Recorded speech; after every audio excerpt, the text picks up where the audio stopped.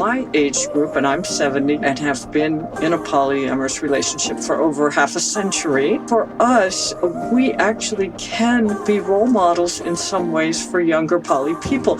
If we continue being polyamorous this long, it's probably working pretty well for us, and we're pretty happy. If we really had run into things that were insurmountable, we would have quit. My name is Abby. And my name is Liam, and you are listening to the Evolving Love podcast. In this podcast, we deep dive into the topics of non-monogamy and relationships, drawing from our experiences of being consensually non-monogamous for over a decade. Whether you're monogamous, polyamorous, curious, or anything in between, we invite you to join us for this conversation. Let's begin.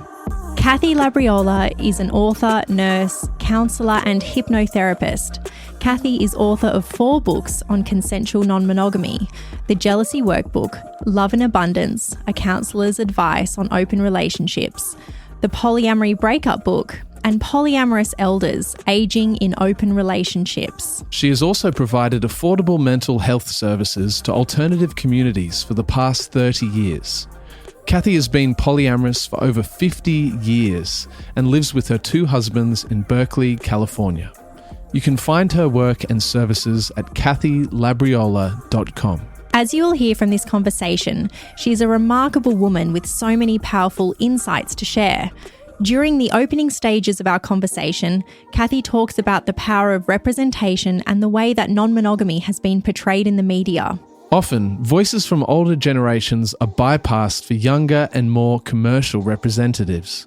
The irony is not lost on us here, but this conversation is a reminder to us all on the importance and power of intergenerational conversations. In today's episode, we discuss the importance of intergenerational conversation, whether she still struggles with particular emotions after 5 decades of polyamory, stigma against polyamorous grandparents, sex as an aging person, developing your own code of ethics, non-monogamy as an orientation, class and non-monogamy, advice for younger non-monogamous people, polyamorous elders, and so much more. And now we bring you Kathy Labriola. So Kathy Labriola, thank you so much for joining us. It's such a pleasure to have you on the Evolving Love podcast. Thank you. I'm thrilled to be here. So I thought we'd start off the conversation today. When I was reading your book, I was really taken aback by an anecdote about Maggie Kuhn, who founded the Grey Panthers and who also was an advocate for women's sexuality, particularly as they got older. And she had this incredible quote that you referenced within the book, Polyamorous Elders, your most recent book. And she said, "Sex and learning until rigor mortis," which is a beautiful way to frame this conversation. But I'd love to start for you to share, why you thought it was important to write a book like Polyamorous Elders, Aging in Open Relationships. Well, for a number of reasons. First of all, because polyamorous elders do not see ourselves reflected out there in the media. It's only recently that poly people have been reflected in the media at all.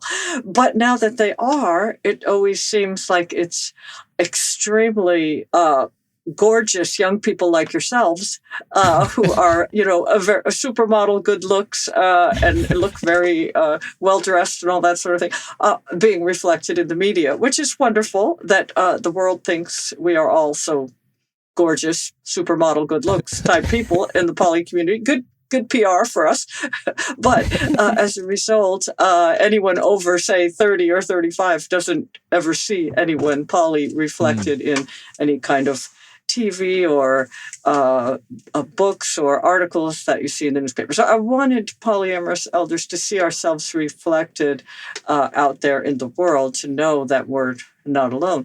I also felt that for people in my age group, and I'm 70, and have been in a polyamorous relationship for over half a century, for us, we actually can be role models in some ways for younger poly people. When we were younger, we had no role models, and we were stumbling and fumbling our way through this and making plenty of mistakes because we just had no no one to look up to as older people that had done this and done it successfully.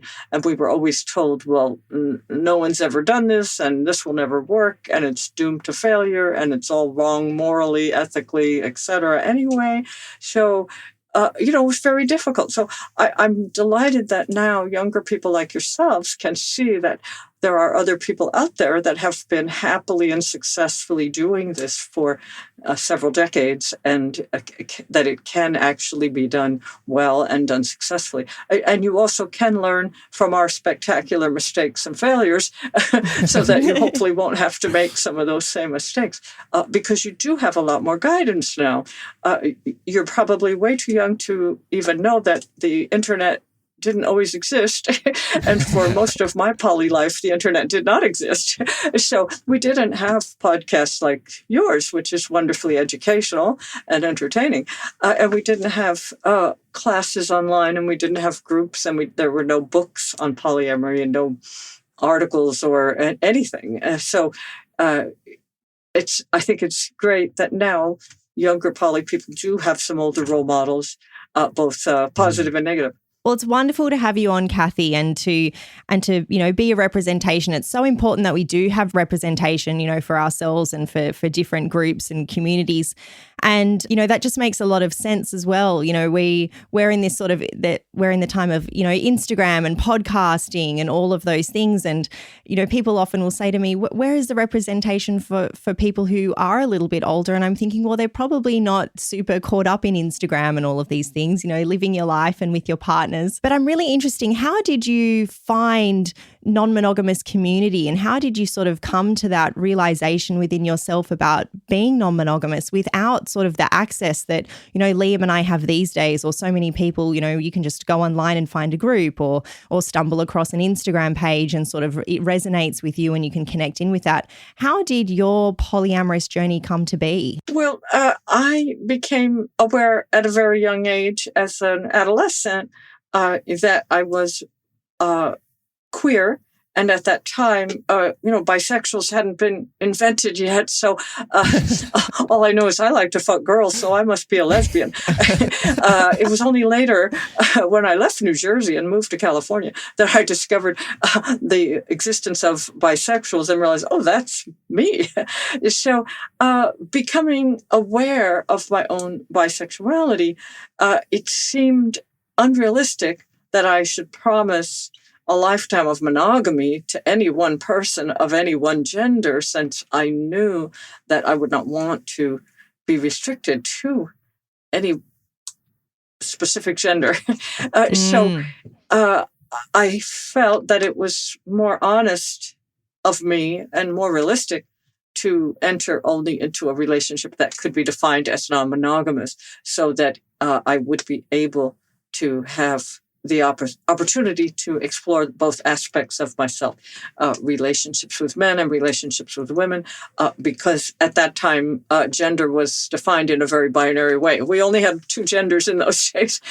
So now it's a lot more, gender's a lot more fluid and flexible and dynamic, and there are more than two genders. But at that time, I just knew I would not want to be promised that I would restrict myself to a monogamous relationship with one person of one gender. As it has turned out, I have been much more aware that for me, being polyamorous is not just about gender and being bisexual, but about having personal autonomy as an independent human being and being able to, as a feminist, own my own sexuality and own my own body and decide for myself who I will share love, romance, and sex with, rather than allowing a partner to define or control that. So 5 decades ago, how did you go about finding those initial polyamorous connections and that sense of community? Was it something that was just, word of mouth? How did you actually, now we obviously have the dating apps and we, people can go on Field and say that they're polyamorous and all these different things. But how did dating look like for you 5 decades ago? Well, for many years, I was really the only person I knew and my partner that were non-monogamous and believed in non-monogamy, and we were considered psychotic freaks of nature to even have that idea. And of course, we were told, well, that will never work, and you're headed for disaster. So in those days, anyone who was in a consensual non-monogamous relationship had to have a pretty strong belief in yourself and in your own principles and your own code of ethics, because you had to develop and define that for yourself. And you had to feel pretty strongly that this was right for you, because everyone else was telling you you were going to hell for sure, and that you would, die old and alone, and, all of that sort of thing. So I think now there is a lot more support easily available. At the time, you had to have a pretty strong internal sense of yourself and of ethics and of what you wanted in relationships, what model of relationship you wanted, and to pursue it, and not to listen to anyone else telling you were wrong. Yeah, having that really strong sense of self is so important. And I really connect with what you just shared about, what polyamory, non-monogamy means to you, as a feminist, as, having autonomy over your own body and making your own decisions. And for me, I really connect with that. I think people can get really caught up when they first hear it. It's sort of about, well, who's you dating and what does this mean and what partners do you have and this and that. And it's like, no, it's actually, for me, every time it comes back to that sense of self, to that, that understanding that I can sort of make decisions as I go in a loving, caring way where I'm considerate, with Liam's feelings as well, but I'm not sort of promising this monogamy or something into the future when I don't really know how I'll be. So I really connect with that. Kathy, I want to talk about this phenomenon of older mono-poly couples and what you can share about that. Well, that was one of the biggest surprises for me in my research. I certainly had as a counselor, I certainly had a number of clients who fit that demographic of older older women, heterosexual women who considered themselves monogamous by orientation and by nature, and who had been very strongly identified as monogamous all through their adult lives, but who, as older women, generally over 55, 60, 65 and up, were engaged happily in long-term committed relationships with polyamorous men who were already partnered, usually with a married wife that they were married to. And these women were surprised to discover that this worked for them, because they had always been considered themselves very, very monogamous and felt they couldn't tolerate a poly type of relationship. And in each case, they only entered a relationship with a partnered poly man because they had spent years dating and not finding anyone that really they liked, and the number of older men out there that were available was small and not satisfactory. So they discovered that the reasons they always wanted and needed a monogamous relationship when they were younger no longer existed. And the key things were their children were grown and gone from home. And so they weren't looking for a man to be father to their children and to share in child rearing and to share the financial responsibility of raising children. They were not looking for a partner to be at home with them and live with them full time, because as older women, they had been there, done that. Most of them had been married and divorced at least once or twice, and were kind of sick of cooking, cleaning, and taking care of a man, and they just wanted to have an independent life and not be responsible for taking care of a man or a house. And in many cases, they had because their children were grown, and in many cases they had a life goal they wanted to pursue, like completing college or starting a business or starting a nonprofit or a charity or some organization, and they just didn't want a man underfoot getting in their way.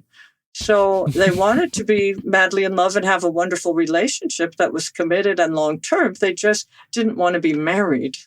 And so they didn't really want a monogamous relationship. Yeah, I mean, that makes a lot of sense. And also from the perspective of like women who previously would have had that before. And then it's like on your weekends when you have to yourself, or when you're in this new phase of independence, you want to do your own thing and explore your passions and not sort of be fully domestic in with somebody else. It's like all of the lovely benefits of connection, conversation, maybe enjoying going to see a concert together or reading a book together, and all of that lovely aspect of things, instead of, all of the ins and outs of day-to-day life. And they want affection and sex. Of course. And that's pretty important. Yeah, absolutely. You share so many wonderful reflections and stories of other people. In terms of talking about representation, within the book, you share the stories of so many wonderful people who've been willing to kind of share their stories, polyamorous elders who've been willing to share their stories. You spoke just before about your background as a clinician, but I'd love to know a little bit about your working background and how you came to find so many incredible polyamorous elders who are willing to share their stories with you. A lot of the people that shared their stories were clients who gave me permission to use their stories as long as I disguised their names and a few other details about them. And it's just natural that a lot of older polyamorous people, men, women, and non-binary people, would come to me because they don't really want to go to a therapist that's 25 years old or 35 years old, who doesn't really have the same life experience or hasn't had a lot of the experiences they've had. And so I think it's natural that they would seek out an older poly counselor like myself. But I also, have been asked to speak at many different poly support groups and potluck groups and online Zoom groups and book club groups. And so a lot of people I've met through that happen to be older and, really wanted to tell their stories, because apparently nobody's asking them what their story is. Nobody seems interested in hearing it. And I was definitely interested in hearing it. I think that's, a danger in any community, not just the poly community, that I think older people are often seen as being a little bit over the hill and, antiquated and obsolete and all that, and that people aren't valuing their life stories. And, I think it's probably true of all of us. I remember when I was younger and didn't particularly want to hear my uncles talk about their experiences in World War II, fighting in World War II. And now I think, wow, I wish I had asked them more, because I really want to know that now. I just think it's the reality that we don't value older people and their life stories and their wisdom enough. And it would be useful if we were able to at least get some of that down on paper. So even if you're not interested in it right now, you may be later when you're getting to that age. Even just before, when I was sharing about, when I was saying, oh, that makes sense, to go on dates or to read a book together or just enjoy the company of somebody else. And you jumped in and said, yeah, and also to have sex, to be sexual with somebody. And I think that we can have such a sort of a disconnect when it's like, of course, people who are older people, like you're always like, we're sexual beings, I think throughout the journey of our life. Is it a little bit taboo for older people to talk about their sex lives, or that it's sort of like, it's like not expected that there is still that element of being sexual as an aging person? Certainly that's a taboo in any community, whether it's poly or monogamous people. I think it's hard enough for younger people to think about older monogamous married couples having sex. But the idea of having, multiple partners and having sex, I think is even more, it freaks people out a lot. I interviewed a lot of people who said, our adult children are uncomfortable having their children, our grandchildren, around us. They're uncomfortable bringing their children to our home because they don't know what. They'll say things like, well, what am I going to tell the kids? What am I going to tell our kids about how grandma has this other boyfriend living with her and grandpa, Or what am I going to tell them about who these other people are that are living there or that are visiting all the time, or, grandma's hugging and kissing on somebody, who is that, So obviously, you're not going to be shamelessly making out in front of grandchildren, whether it's your own husband or some, another partner. But I think ironically, a lot of people in my age group who were rejected by our own parents and our own siblings because of our polyamorous lifestyle and orientation are now being rejected by their adult children because of their polyamorous relationships. So, that's a very huge issue, because for most people who have grandchildren, those grandchildren are so precious to them and they don't want to lose them. They don't want to lose that connection. But many of them have chosen to stay closeted about their polyamorous relationships because they don't want their adult children to reject them and to keep them from having relationships with their grandchildren. Do you think that the increased visibility of all the polyamorous discourse, obviously recently there's just been so many news articles, and as you were saying at the start of the conversation, oftentimes it's just young, attractive people who are getting these chances to speak. Do you feel that has actually made it trickier to have the conversations with adult children, or do you think the increased visibility has allowed those conversations to happen a little bit more easily? Yeah, I'm not sure. I think it could go either way. I think it's in some ways similar to queer people, where in the past, queer people were so invisible that it was easier to stay hidden and closeted. But now that everybody knows gay people exist, people are much more noticing it and seeing it. It's harder to stay in the closet. So it's the same, I think, with poly folks. In the past, I think people in my age group could, just claim that somebody was a roommate, and nobody would think twice about it, really. You say, well, we have this roommate because, we need a little extra income to pay the mortgage, But now I think because there's more knowledge about poly people, the adult children are saying, well, this roommate is awful close with mom and dad, and they go on vacations together, and, So in the past, I don't think anyone would have thought twice about it. So I think it's harder to stay closeted if you want to. But I also think, as I say, it could go either way, that some of the adult children may have a much more progressive attitude, because they've seen poly people on TV and they've read articles in the New York Times, and they said, oh, well, these people, don't seem all that weird after all. With conversations with other potentially, monogamous older folk, when you bring up these topics of polyamory and maybe that you're in a polyamorous relationship, what is the reception like to someone who hasn't had that information about you before? Do you find that there's more conservatism with these people, even at this older age, or do you feel like there is actually a little bit more of forward thinking because they're getting older and hopefully wiser in their disposition? Well, it really tends to depend on their age. In the Poly Elders book, I tried to differentiate between the group that I call the older elders and the group I call the younger elders, because the older elders are that very elderly generation that did grow up during the Depression, in the 1930s and went through World War II in the 1940s. And most of that generation is starting to pass away now. But that group is, over 75, whereas 55 to 75, I consider the younger elders. And that group came of age during the so-called sexual revolution of the 1960s and during the peace movement, and a lot of, and when people were first starting to smoke pot and things like that. So that group, that was born, after World War II, between 1948 and 1964, that's considered the baby boomers.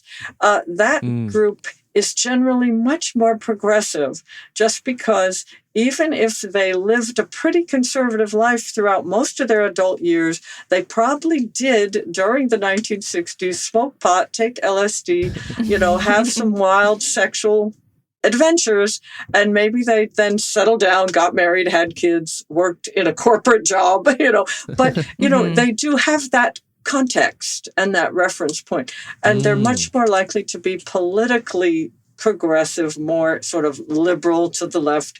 And so even if they've lived a very straight life themselves, they probably have enough of a context that they're not going to be too scandalized. And because they also lived through, decades where everyone they knew was getting divorced and getting remarried or having affairs, and there's a lot going on. They're not as likely to be nearly as judgmental as that much older group, as I say, that are like most of them are in their 80s or 90s now, and a pretty significant percentage of that generation has died now. So the answer is, if they're younger, if they're in the quote younger elders, the baby boomers, they are much more likely to be like, at the very least, sort of neutral about it. Yeah, they've experienced and seen, there was, the free love movement and psychedelics and these, all of that era as well. If you're enjoying this conversation, we invite you to show your support for Evolving Love by sharing this episode with someone that you think may enjoy it. Whether it is a lover, family member, or a friend, sharing this episode is a fantastic way to support the work we do here. For those who would like exclusive access to 2 extra full podcast episodes a month and unlock my full exclusive writing archive, you can become a premium member at evolvingloveproject.substack.com. We are an independent podcast and your support means the world to us. We wanted to talk about a little bit about this term in your book, polygeezers. We'd love to know the origin of this term. You mentioned it was coined by Dr. Ken Haslam. Yes. So what is a polygeezer, Kathy? The polygeezer is just a self-definition that is any older person who's a poly. And Dr. Haslam is a wonderful elderly gentleman. I think he's about 92 at this point. He's a medical doctor, retired, and a professor who's the originator of the polyamory archives at the Alfred Kinsey Library in Bloomington, Indiana, at the University of Indiana there. So there is, in case you weren't aware of it, a polyamory archives of all the books, articles, and information available. And it's in Bloomington, Indiana, of all places. So, but Dr. Haslam coined this term just to describe in a kind of humorous way that we're old farts and we're poly, and kind of get used to it and get over it, and he has this online community of polygeezers, and it's that people are online talking to each other. I wanted to call the book Polygeezers, but my publisher wouldn't let me, and partly for one very good reason, which is the publisher pointed out that in the UK, the term geezer doesn't really have much to do with being old. It's more like just a guy. It's associated with males, kind of young males that you might meet at the pub. So just calling someone a geezer doesn't indicate age. I wasn't aware of that, being sort of provincial here in the U.S., not knowing any better. So that was one reason. But also, my publisher said they were afraid they would be sued or get a lot of complaints about it being insulting to old people. So, that it was just like a derogatory term towards old people. Whereas, just like so many poly women have responded to slut shaming by like owning that term. And, even that book, The Ethical Slut, that was the first book really written about polyamory, owning that term. Some elderly and older people were saying, well, polygeezers were just owning that term rather than allowing it to be kind of an insult. So anyway, the book wasn't called that, and it's got a boring title now, unfortunately. I mean, polygeezers would have been an amazing alternate title. I do feel like so you mentioned this online community of polygeezers. How do you find poly community?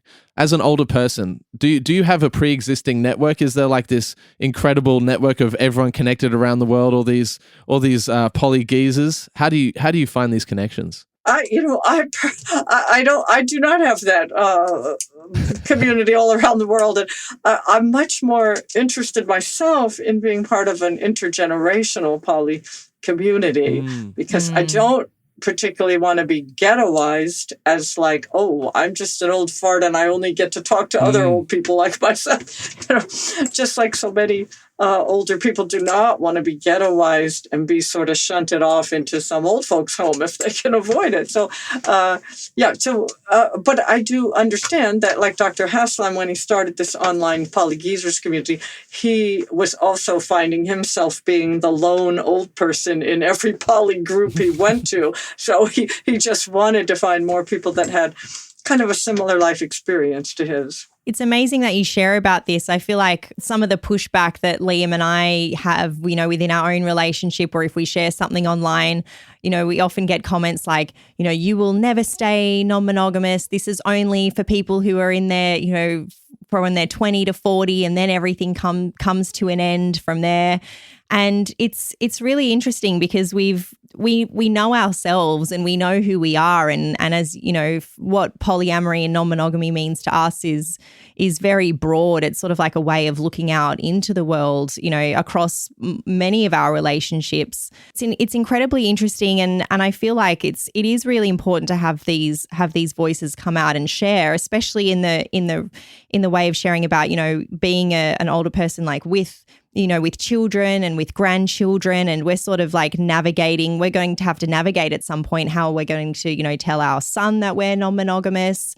So I'm really interested to know about do you have any positive experiences that you know of through friends or yourself or different people in your community of positive stories where people have told their adult children or their teenage children about being, themselves polyamorous? Well, the most positive outcomes are from people who were polyamorous from the start before their children were born. So the kids kind of grew up with it, and it was just seen as like so totally normal. There's a new book that just came out by Laura Boyle, who I recommend it a lot, and you probably want to have her on your podcast. She has a new book called Polyamory monogamy in this economy. And it's about people who are younger and middle-aged and who are raising children and navigating this current world where, people who are in their 20s, 30s, 40s, and 50s even can't afford rent or a house or, anything. So she's talking about how polyamory is a great alternative in terms of raising children cooperatively with more adults than just one or two, and somehow being able to afford decent housing because you have more than two adults, contributing to it. So it's a great book, Monogamy, in this economy by Laura Boyle. I really want to promote it. But she tells a really funny story in the book about her son who came home from his a second grade class, I think it was, and he had a big, long face, feeling sad. And they said, "What's wrong?" And he said, "Well, at school today, I was so sad because no one else in the class, they all have only one mom."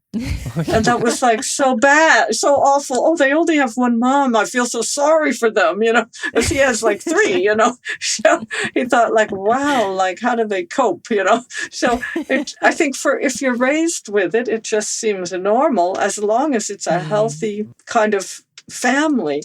And Elizabeth Sheff, who wrote the book, The Polyamorists Next Door, she has done now, it's an almost 40-year study, a longitudinal study of families with children. And now the children are grown and they're having their own children now.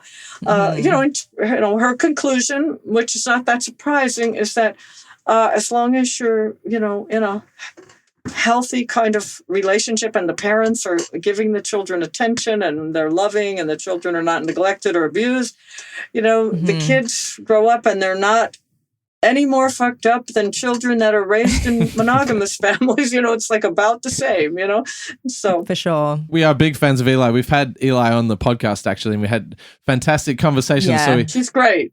Kathy, I just want to pick up on something that you said before in terms of not getting siloed in those kind of generational little pockets, because that's something that we think a lot about in terms of our relationship, because one of the incredible things for us about non-monogamy is that we get to meet so many different people of of all generations, especially we run these conversation nights and we see a full spectrum of ages come through, and we get to have these wonderful chats with people. We really don't feel like we have been siloed within our own generation, kind of the millennial generation. But I do wonder, Kathy, even speaking with you just for this short amount of time, you have such an incredible life force about you.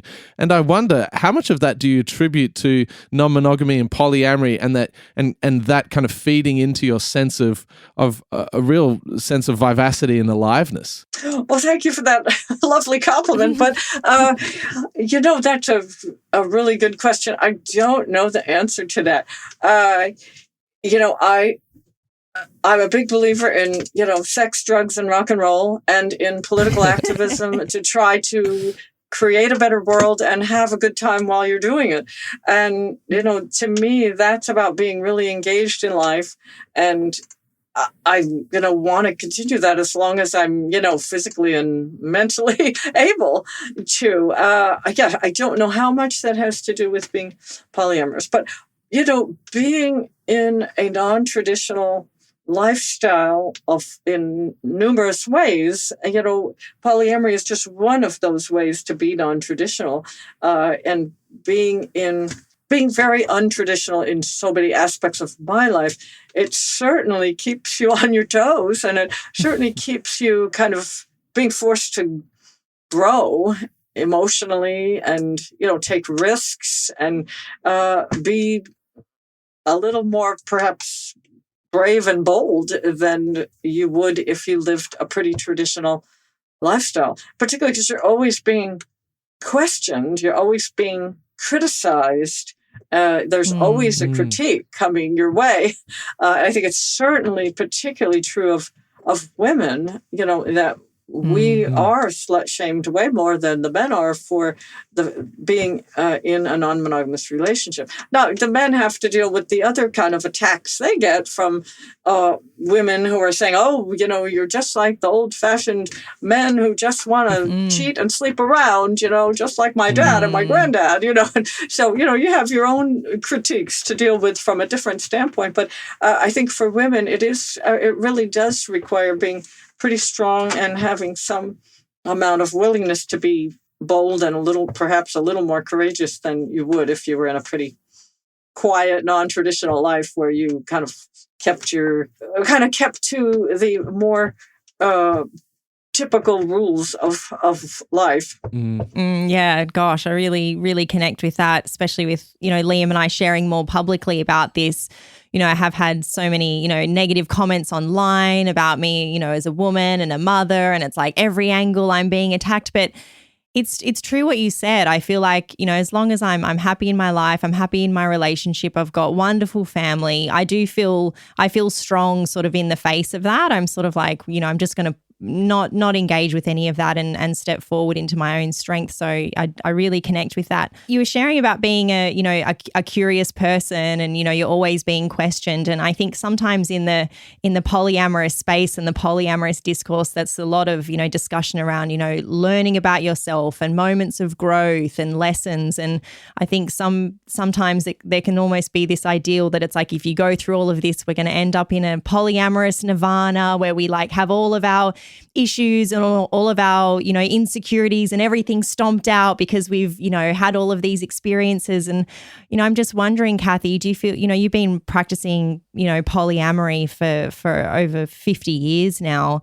Are there still things coming up for you that you're still having to work through and you're surprised by what might be coming up? Or do you feel like you're sort of at a point in your life where, you've got around a lot of the things that, would have caused you great sort of insecurity early on in your polyamorous journey?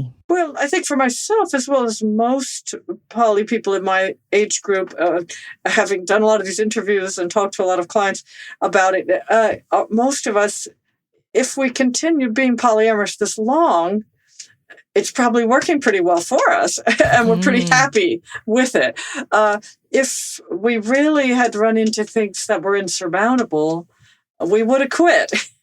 And gone back to either a monogamous life, or we would have gone to being, single or doing solo poly or some other thing, that would work better for us. So I think we're kind of in a way, a self-selected group in that if, I, as I say, been in a poly relationship for over 50 years.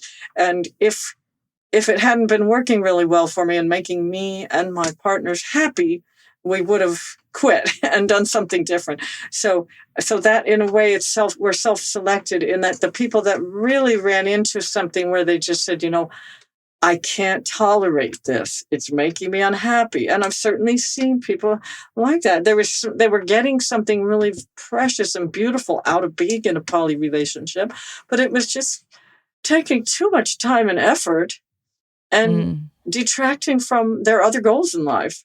And I think I try to advise clients, it's not the Holy Grail. It's not the only thing you should aspire to. And if it's keeping you from doing the other things in life that you really passionately want to achieve, throw it overboard.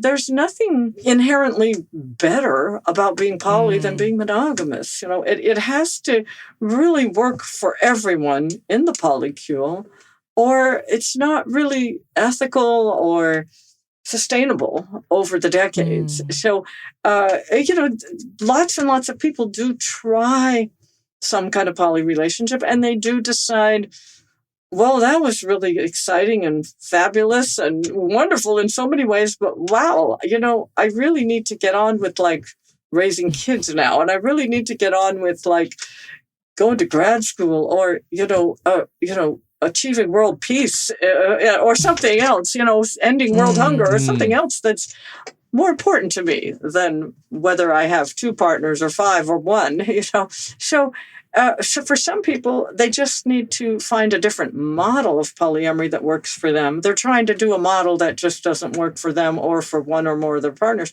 or they just don't really feel it's going to work for them in the long run, and it's really getting in the way of other things. I mean, having outside partners or having multiple partners was never meant to replace everything else in life. And I've talked to many people who at some point started to realize, wow, I've given up my hobbies. I've given up my art. I've given up my music, or I've given up my political activism because I'm trying to juggle 3 full-time relationships. And that was never the intention. It's starting to replace love, sex, romance, and building relationships and family is starting to replace the other things that are valuable to me in my life. And I don't really want to do that. So again, there's nothing that's noble or better about being poly. It's just it's a fabulously wonderful choice if it works for you. The concept of it being a choice is a really interesting one, because something that we often get asked is, are we, non-monogamous by orientation? And, of course, with you having so much, 5 decades of experience within non-monogamy, have you thought about whether you are non-monogamous by orientation or whether it is a choice for you? I don't know the answer to that question for myself. I am 100% convinced that some people are completely monogamous by orientation, and that it is a very fixed orientation for them, just as much as it's an absolutely fixed orientation for some people to be 100% gay or 100% straight. But, that's a pretty small group of people. There's a small group of people that are 100% gay or 100% straight. And there's a pretty small group of people that are absolutely monogamous. But they are monogamous by nature in that sexual and romantic exclusivity is absolutely necessary for their health and happiness. And they will absolutely be miserable if they try to do anything else. There are also a small number of people who clearly are polyamorous by orientation, and that their entire lives they have been naturally drawn like a little butterfly to flying around and having more than one partner at a given moment, but there's a huge number of people in between who I call the bisexuals of the poly-mono spectrum. And I think I'm in that group. I'm not sure. Since I've never been in a monogamous relationship, I can't say for sure. I always thought it was wise of me never to get in one. So I've never been in one, so I can't say for sure. But I think most people are in that group of the bisexuals who, with the right partner or partners, in the right phase of their lives, in the right circumstances, could be happy in a monogamous relationship or could be happy in a polyamorous relationship. For instance, I've met a lot of women who are happily polyamorous, at least partially because they're heterosexual. I feel sorry for them. They're straight, so they have no choice but to have male partners. And believe me, as I say, I have 2 husbands at home. I love men, nothing against them. But for those women who are 100% straight, their only option is to have male partners. And I've known many polyamorous heterosexual women who have said, I just have never found any one man who gives me enough affection, attention, emotional support, and all the things they're looking for in a relationship. And so I'm happier with 2 or 3. And that works great. And they've said, if I actually ran into one that it could meet me fully in my power as a woman and be a true equal in this relationship, I'd be happy. So I can't speak for men because I don't know what it's really like for them in that situation. But I've certainly also heard from men that they have not really found any one woman that really fulfills all of their needs on all levels. And they think maybe they could be happy if they did find that person. Now, that could mean they just haven't found the right person. It's much more likely that they just have such a need for sexual and romantic variety and variety in love that they are not likely to be happy with just one person. So I know that's not a definitive answer, but I think it's a very complex thing. And I personally don't know the real answers. I could say for sure there are some people that are inherently monogamous and there are some people who are inherently polyamorous, but that's not true for most of the people I've known. What's your guess? What do you think is the answer to that? Firstly, I'd love to say that I love your reflection there. It's so profound actually, and it almost speaks to the fact that for some people, and I think we identify with this as well, is that it really is a spectrum, and often we'll find ourselves more on one side of the spectrum and the other, and sometimes the spectrum is so nuanced that it can be the individual connection that we have with another partner. We might be further along the spectrum, one way or the other. So I really don't feel that for us that we have kind of arrived at this, we are this or we are that. We're kind of open to the fluidity of it all. Yeah, it's very interesting because when we think about sort of, maybe needs not being met or not getting what we need from our partner, I guess from my perspective, I feel like it is the relationship that Liam and I have that is sort of what makes it possible to sort of, be open to embarking on this non-monogamous, way of being journey, whatever we want to call it. I feel like because we do, get and give so much from each other and there is, we do have that strong connection. That's sort of like the base to be able to then to be open to this. I sort of, I've never sort of felt like I'm not getting my needs met. I need to look elsewhere. It's like there's so much love and happening here. I have the support to be able to explore, and it is a positive sort of across the board. So yeah, it's such an interesting conversation. I've always hated the question I get, which I'm sure you hear it too. Well, why do you need more than one? And I said, well, I don't need more than one. I want it. I mean, I don't need, a second helping of ice cream after dinner either, but I'm going to have it. It's like, what? It's like this very it's kind of a Puritan thing. Like you only should have the just barest minimum of what you need in life. That's all you deserve. That's all you should get. Yes. And I always feel it's like, well, why not have more? Like, what's so terrible about wanting more? Whereas everyone's, I always get the question, well, what's wrong with you? Why do you need more? It's just such an interesting approach. It's that scarcity economy, like you only get to have a little bit and you should never want more, and I was raised in a working class, bordering on poverty large family where there was never enough really of anything. And, we didn't go hungry, but, there was always this feeling like, oh, there's barely enough of anything, including love and attention, when you've got lots of kids and your parents don't have the time or energy for you.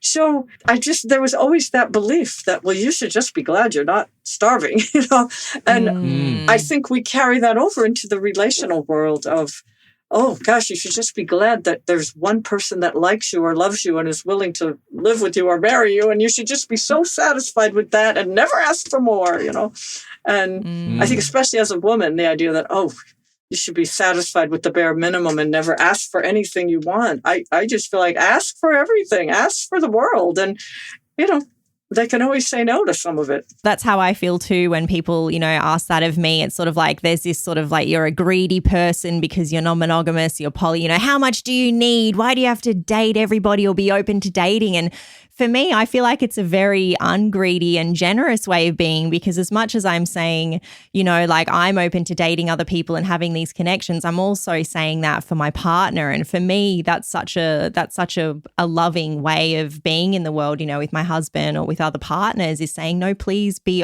open and don't feel, restricted by our relationship. Like go and be yourself and be open to these connections. And there's such an ungreedy aspect to that. So I feel like for the arguments sort of against non-monogamy and polyamory in these conversations with greed or being selfish, I feel like they really can be flipped the other way around as well, Right? Why not? You want to have your cake and eat it too. And I'm like, yeah, sure, of course. Why wouldn't we? Why wouldn't we want that? That's such a dumb thing that people say that. I'm like, if I could have a cake and also eat cake, why wouldn't I? Exactly. Eat my cake and still have some? Well, yeah, why not? Just so idiotic. But, I don't mean to focus on that, but it just, to me, it speaks to the heart of polyamory and what it's about. Totally. So, Kathy, for you, is there like that sense of like a hedonistic pursuit in non-monogamy? No, it's just a matter of being able to be in touch with your own needs, desires, whatever it is that you want, and owning it and being able to articulate it and ask for it.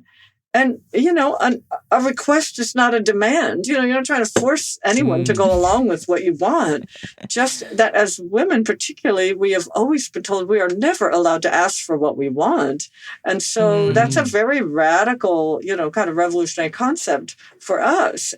But to be able to accept a no, that, okay, well, I can do this, but not that, or I could give you this much, but not that much, or no, I'm not giving you anything you're asking for. This is just not going to work. So just that idea that we can talk openly about what we want, we can communicate our needs directly and gracefully and graciously accept if those needs are not actually, if a partner or partners are not able to respond affirmatively. You mentioned before about how you grew up in a working class background. And often within the non-monogamous discourse recently, with some of the articles that have been written, there's been this critique of non-monogamy and polyamorous relationships that really it's only for the upper class. It's the kind of thing that you do once you're bored and you've got too much money. You're like, why don't I get into a non-monogamous polyamorous relationship? But in your book, Polyamorous Elders, you shared something that I found really insightful about your work with clients, and that you described the majority of the clients that you work with actually as working class or working poor by their own kind of descriptions, and only really a small percentage of the people that you worked with were middle class or professionals.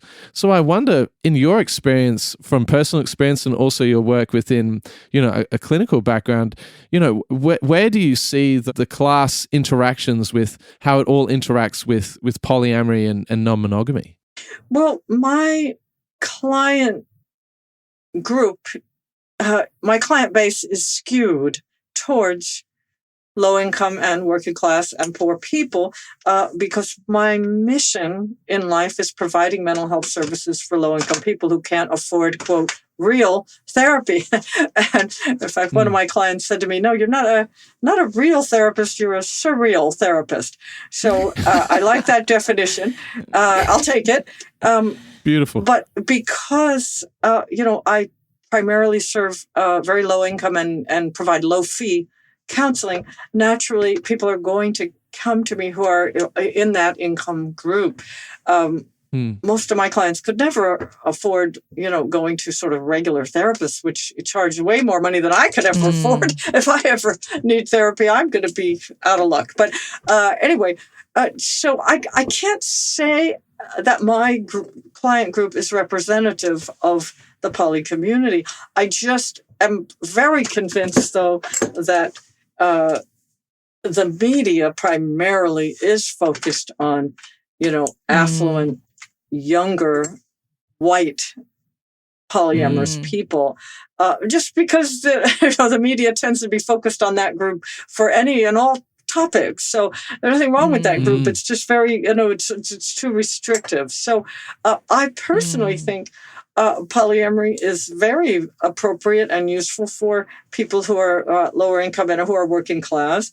And I think Laura Boyle's book, as I mentioned, is focused on the economic aspects of being polyamorous and how it's a very viable lifestyle choice for people to have more, to have a much more comfortable standard of living, because there are more adults that are providing income so you can actually afford housing, and more adults to share childcare, so you're not paying a fortune for childcare. So I do think that we just don't have enough information to know what segment of the poly community are rich, what segment are poor, what segment are middle class. I also understand that in my experience, the lower income poly people, and particularly people of color, are much more closeted because the price of coming out of the closet is much higher. They're much more likely to be poor people, working class people, and particularly BIPOC people are much more likely to be scrutinized heavily by child welfare and child protective services, much more likely to have their children taken away for any number of reasons, including being polyamorous, and much more likely to be vulnerable to losing their jobs for being polyamorous or for any number of other reasons, just because they're in a more vulnerable financial position, much more vulnerable to losing their housing because of being polyamorous, because they're usually renting. And if you own your house, no one can evict you from it. So I think we don't know the full story of what percentage of people are polyamorous of different ethnic and racial groups, as well as of different economic and social classes, because people at one end of the spectrum are much more likely to be closeted, and for good reason. Absolutely. If you're already at risk of discrimination or losing work, or, children, or if there's some custody situation,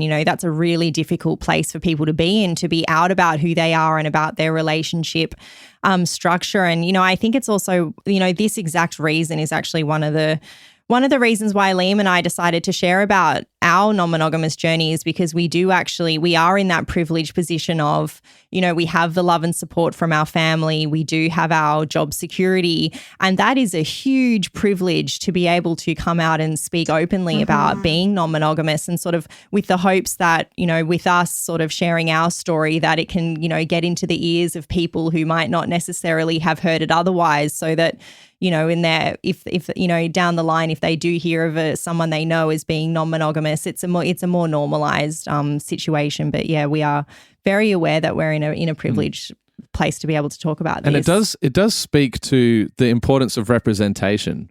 It's like you're saying, I guess, going full circle with your book, Polyamorous Elders, is that it's so important to have these voices being raised up so that we can hear the stories. It's so important for there being those intergenerational chats. It's so important for people across all ends of all the spectrums to be able to have these conversations, preferably in public, where, as Abby said, it can get into the ears of the people who might really need to hear those conversations happening. Yes, and I think it's also true to recognize that it's great that you are in a position of at least some relative amount of privilege, because you're paving the way for people in the future who are less privileged to be able to safely come out. Because I'm old enough to remember when being queer was like a life-threatening experience, and you feared for your life, feared for getting fired from your job, getting thrown out of your housing, getting beaten or killed for being gay. People who had more privilege and were able to come out of the closet as gay paved the way for working class and poorer people and people of color to come out of the closet safely 10, 20, or 30 years later, when it was much more socially acceptable and there were much more legal protections and laws in place to protect you from, like, losing your job or losing custody of your children for being gay. So, anyone now who's in a position to be able to come out safely as polyamorous, you're helping other people down the line, creating a safer climate for other people to come out later. And as you're probably aware, we just have recently, in the past few years, passed ordinances in several cities, 2 here in California, my town, Berkeley, and next door, Oakland, California, right next door to us, as well as 2 towns in Massachusetts, protecting people who are in polyamorous relationships from job and housing discrimination within the city. So those hopefully will spread in the same way that local ordinances for protecting gay people against discrimination spread eventually to the states, and that eventually to the whole nation as federal statutes. I assume there's going to be a similar trajectory over time. So you're doing your part to help others. Kathy, I do have one question. I'm conscious of your time, but I do have one question I'd love to ask. Obviously you have such a depth of experience and you've collated all these incredible stories that you've shared in this wonderful book that you've just released. And in addition to kind of your work, working with these polyamorous folk. But in terms of advice that you could give to someone who is younger, potentially, millennials like us who are interested in having, a long, healthy and thriving non-monogamous or polyamorous relationship, is there any advice that you could give us with all your wonderful experience?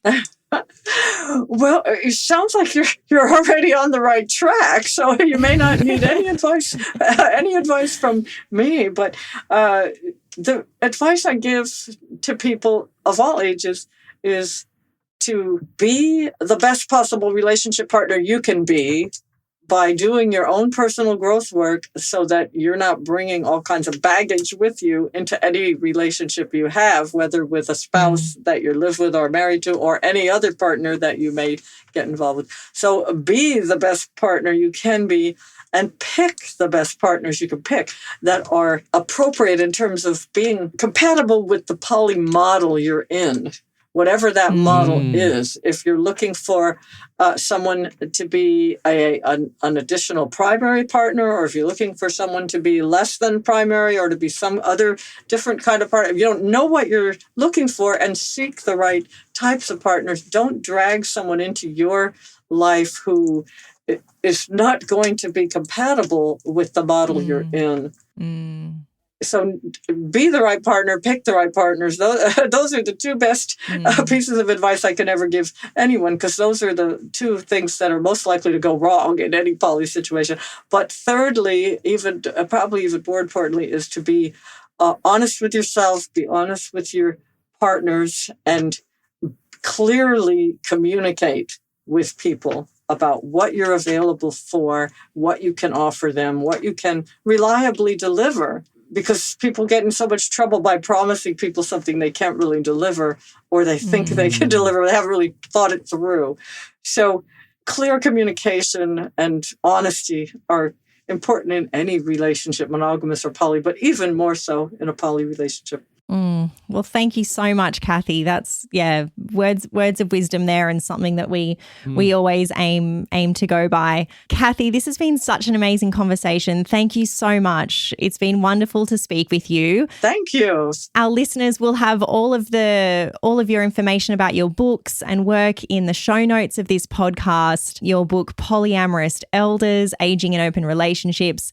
Of course, you wrote the Jealousy Workbook, and the Polyamory Break-up Book. So we will have all of your information in our notes, and it has been an absolute pleasure. Thank you.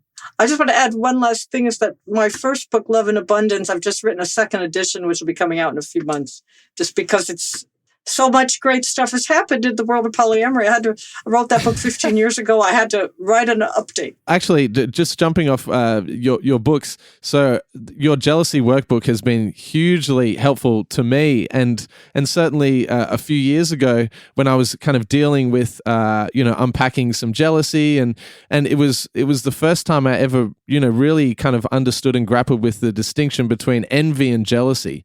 And so many of the wonderful exercises that you suggest in the book have been so helpful to me, and I know it's the first kind of book that we recommend to other people as well. So if anyone ever is coming to us and goes, "Oh, I'm feeling jealous," we go, "Well, have you read the Jealousy Workbook?"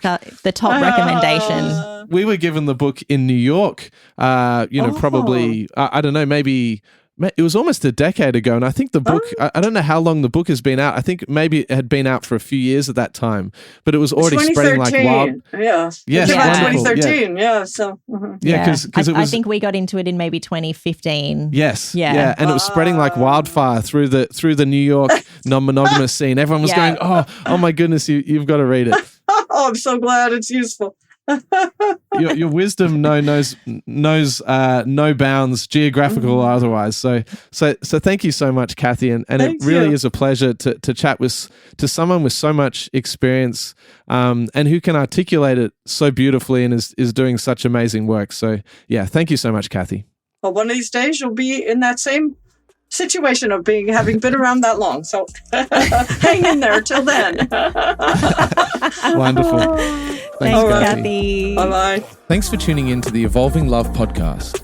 If you enjoyed today's episode, don't forget to hit the subscribe button and leave a comment on your favorite podcast platform. Your feedback and support fuels our passion, and together we're building a community of curiosity, kindness, and growth. If you would like to show your support and are interested in accessing 2 extra podcast episodes each month, along with access to my exclusive writing, you can become a premium subscriber over at evolvingloveproject.substack.com. Subscribe, comment, and let's keep the conversation going.